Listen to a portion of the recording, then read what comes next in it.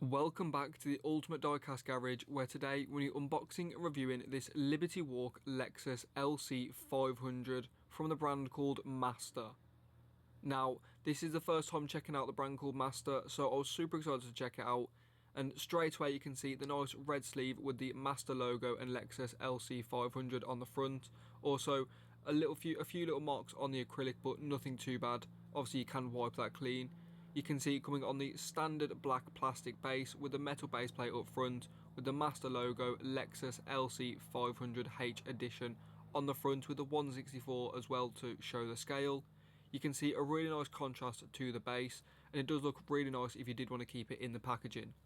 But obviously we fully unboxed the model here, so up close you can see this model has some great detail on the front, with that grille being really nicely proportioned and the badge being really crisp as well.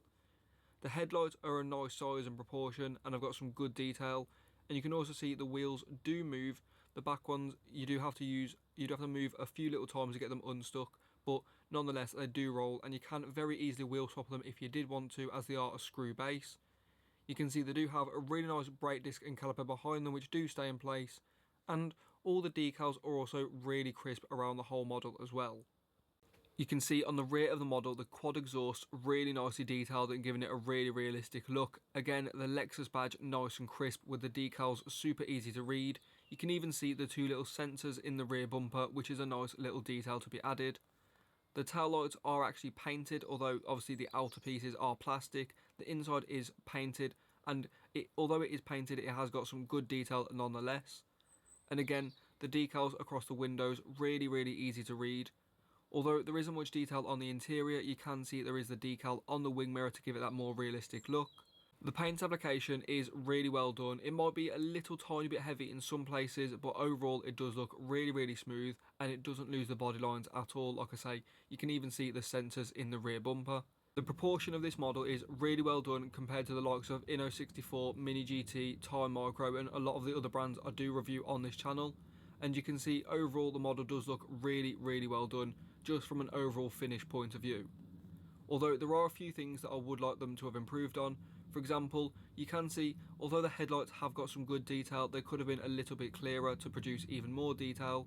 Same for the tail lights, although they are painted on and do have a good level of realism, there could have been a lot more improved on that. And the other thing is the fitment of the wheels. I do think that could have been heavily improved. Obviously being a wide-bodied car, you can see the fitment isn't the best on the rear, and it is heavily pointed out, especially on the rear, and it isn't as good on the front either. Like I did say, you can wheel swap these models very easily as they are a screwed base, so if you did want to sort that out, you very easily can, but I do think it should have been sorted from the factory originally. But nonetheless, you can see this model does sit really nicely and does look really cool apart from that fitment issue. Let me know what you think in the comments down below, and let me know if there's any more models that you would like me to review on the channel. Just comment them down below and I'll try and get to them as quick as I can.